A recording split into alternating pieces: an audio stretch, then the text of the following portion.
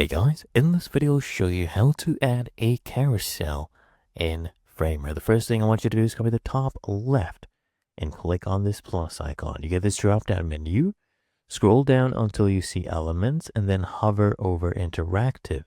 Okay, and then here you'll see the last option. It says carousel. So just drag and drop this onto your project anywhere you want. Let's say I'll drop this right here. Okay, and now you can go ahead and enlarge this to whatever size you would like. Of course, you can pick your own custom sizes. You can change this to relative as well and change the width and height. It doesn't have to be fixed and locked to an aspect ratio. But otherwise, you just scroll here on the right hand panel under the properties. You'll see the carousel section.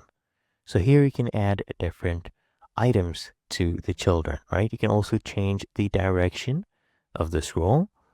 I'll come here, click on this, click on add, and now we can select. So we'll just select these elements just for an example purpose. Okay, so I'll add about 3 of them.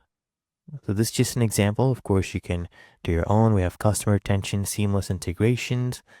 Then I'll add some more because with this space, well, I guess it will require a few more until it is exhausted.